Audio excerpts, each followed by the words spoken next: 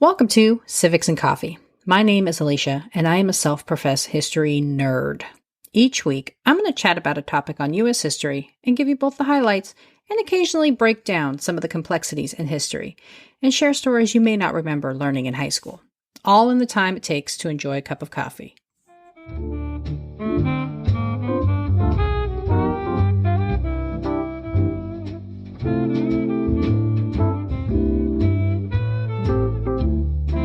Hey peeps, welcome back.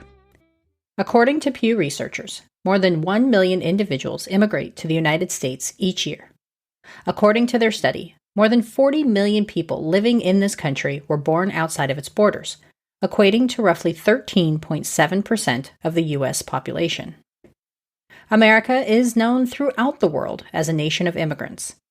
From the first European settlers arriving on the shores in the 17th century to the refugees from Vietnam and Afghanistan, the United States has made a public relations campaign out of being a melting pot. In recent years, many have spoken about the need to have immigration reform. Some want to make it harder to gain entry into the country, while others feel the system is too cumbersome for those looking to work for their version of the American dream. But how did immigration even begin in the United States? Did we always count the individuals who arrived along the shores? How did the first set of immigrants arrive? And when did the federal government get involved? This week, I am starting the conversation about the history of immigration in the United States and the first pieces of legislation that addressed it. Grab your cup of coffee, peeps. Let's do this. Immigration, and the history of it within the United States, is a broad and nuanced topic. Like I have attempted to do with the topic of slavery, I hope to provide several snapshots of the policy of the United States as it relates to immigration throughout this podcast. The United States has had an inconsistent and sometimes contradictory approach to new arrivals, and in many examples was more reactionary than visionary. Now, having said all of that, this episode is focused on one of the first bills aimed at the idea of immigration, the Steerage Act of 1819. So let's dive in. If you've listened to the pod since episode 1, then you know I've already covered the indigenous people who migrated and settled here long before European contact. So when discussing immigration and those new to the nation, I am focused on those who entered the country after the arrival at Jamestown in 1619. Upon the establishment of the first colonies along the new land held by the Crown, hundreds of individuals saw the potential opportunity that existed across the Atlantic. For some, it was a chance to establish themselves as merchants or farmers. For others, it was a chance to start again and begin anew. And for a certain number, it was a way to fulfill their prison sentence.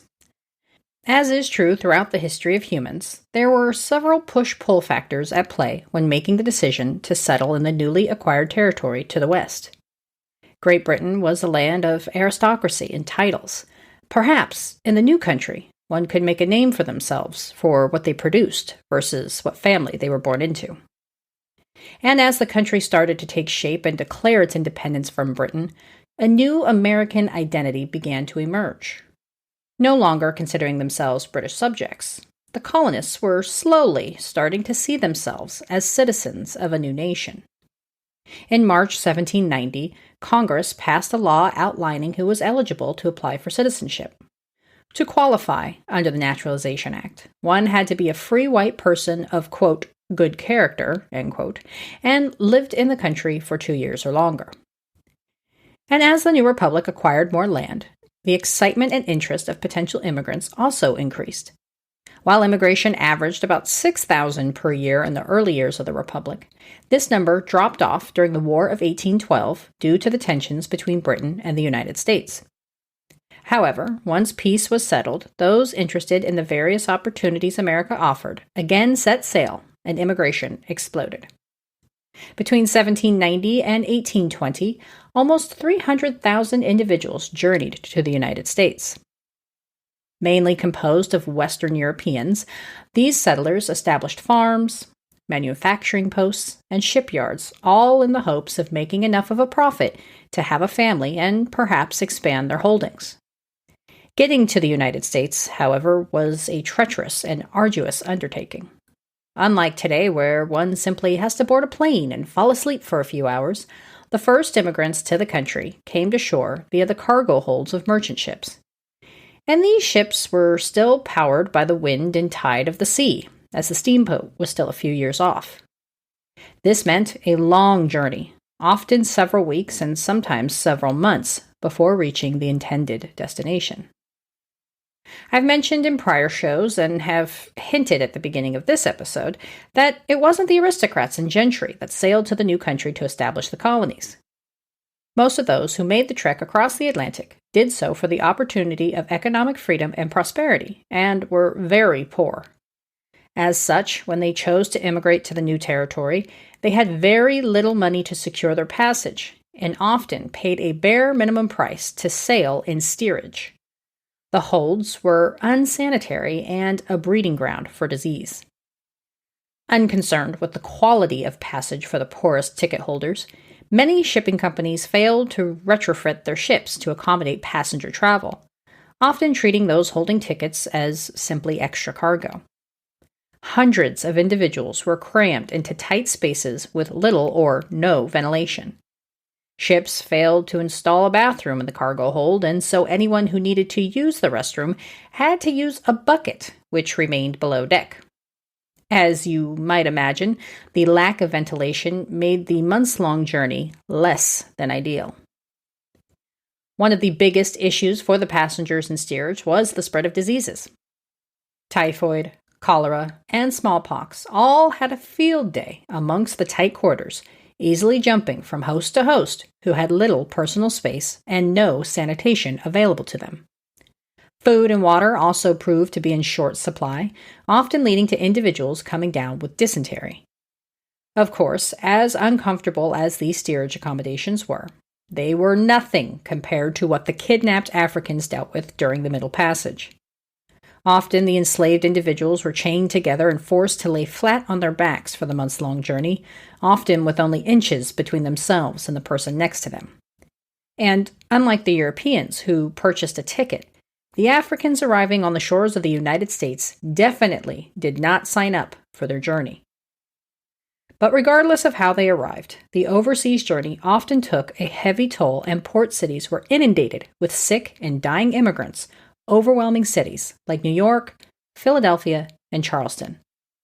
This sense of overwhelm prompted Congress to act, and on March 2, 1819, they passed the Steerage Act.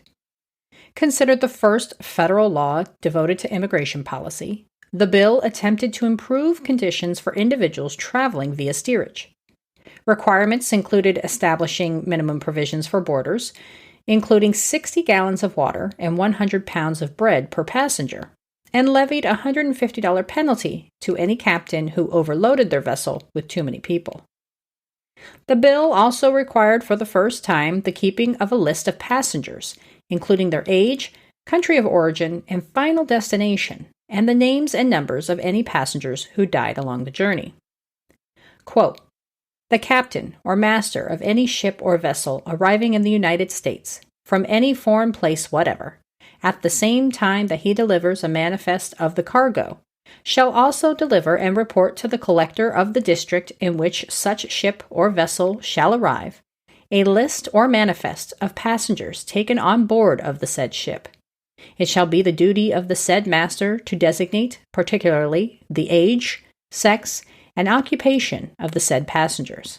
End quote. These lists mark the first time the United States tracked individuals by their country of origin. The idea of immigration policy did not exist at this point and would still take several years to develop. For example, there were no agencies or posts set up to assist newly arrived immigrants entering into the country. No resettlement agencies or immigration officers checking for disease or criminal record. However, the Steerage Act helped lay the groundwork for future legislation aimed at identifying, and then excluding, certain individuals from entering the country based on their country of origin.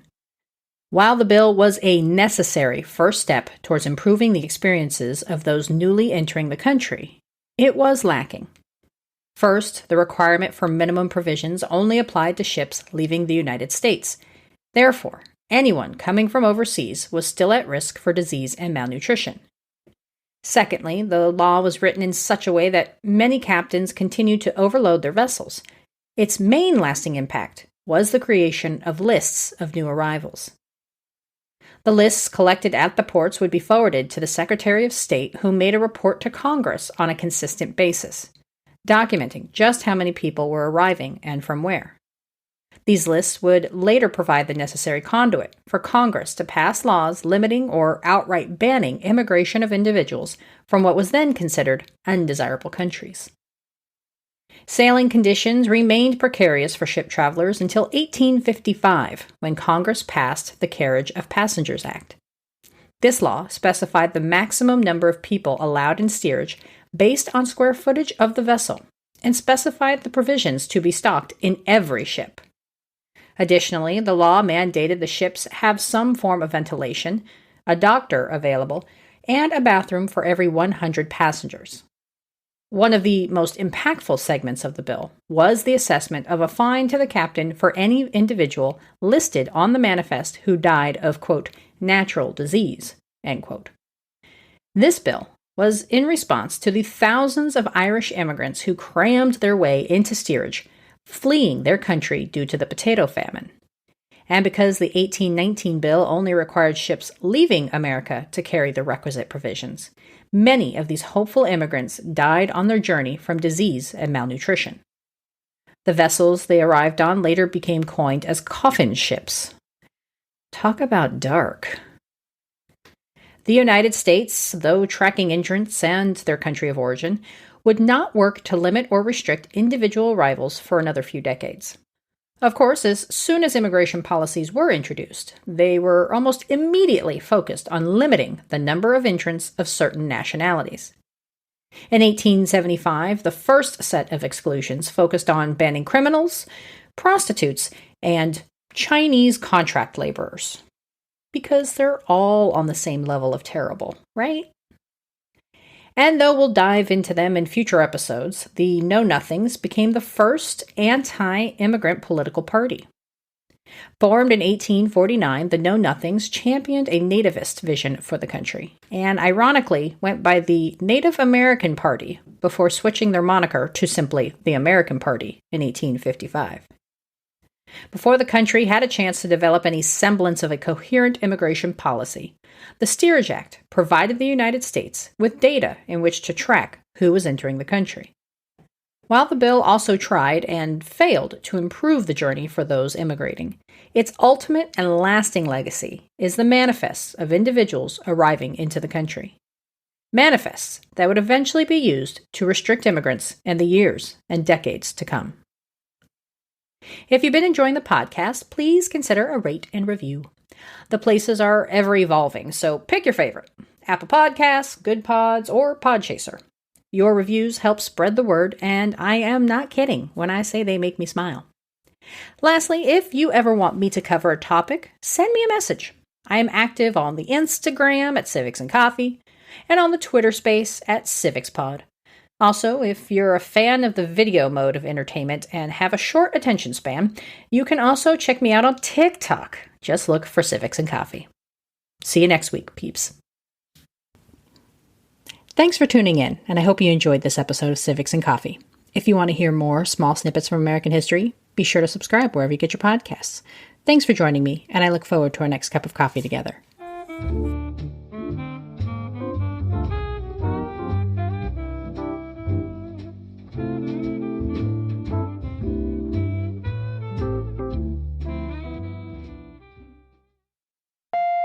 This bill was, again, in response to the thousands of